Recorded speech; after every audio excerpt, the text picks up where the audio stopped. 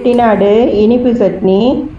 இதுக்கு சின்ன வெங்காயம் தேவையான அளவு, 3 காஞ்ச மிளகாய், ஒரு லெமன் சைஸ் புளி எடுத்து கரைச்சி எடுத்து வச்சுக்கணும். இப்போ வெங்காயத்தையும் மிளகாயையும் நைஸாக அரைச்சி எடுத்துகிட்டு வந்துடுவோம். இப்போ பாத்திரத்தை வச்சு 2 ஸ்பூன் எண்ணெய் ஊற்றி கடுகு போட்டுக்குவோம். இந்த கடுகு பொரியவும் நம்ம அரைச்சி வச்சுருக்க இந்த விழுதை எடுத்து இதில் சேர்த்துக்கரலாம். சேர்த்துட்டு மிக்சியில் கொஞ்சம் தண்ணி விட்டு அதையும் அலசி எடுத்துகிட்டு வந்து இதில் ஊற்றிடலாம். ஊற்றி ஒரு கொதி வரட்டும். வந்த உடனே நம்ம கரைச்சி வச்சுருக்க இந்த புளி கரைசலை எடுத்து அதில் சேர்த்துக்கணும். சால்ட்டு கொஞ்சம் சேர்த்துக்குவோம். இதுக்கு அதிகமான சால்ட்டு தேவையில்லை. இப்போ புளி கரைசலை எடுத்து அதில் சேர்த்துக்கிறோம்.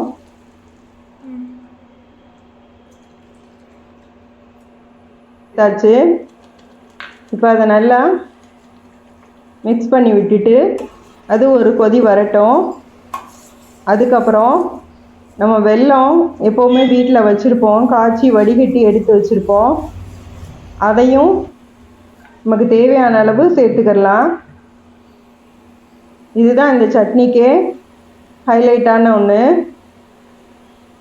அதனால் இது தேவையான அளவு சேர்த்துக்கலாம்.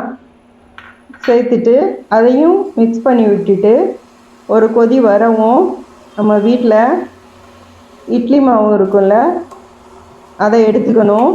அது ஒரு 3 ஸ்பூன் எடுத்து தண்ணி விட்டு கட்டிகள் இல்லாமல் கரைச்சி எடுத்து அதோட சேர்த்து கலந்து விட்டுறணும்.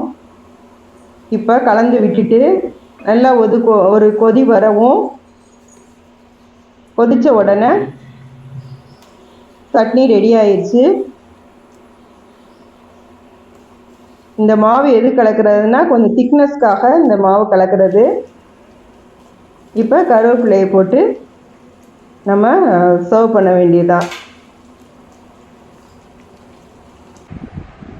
இப்போ ஜாம் இந்த மாதிரி கொடுக்குறதுக்கு பதிலாக இந்த சுவையான செட்டிநாடு இனிப்பு சட்னியை நம்ம பிள்ளைங்களுக்கு கொடுத்து சாப்பிட வச்சோன்னா நல்ல ஹெல்த்தி. இது பிடிச்சிருந்துச்சுன்னா கமெண்ட் பாக்ஸில் சொல்லுங்கள், ஷேர் பண்ணுங்கள். தேங்க்யூ.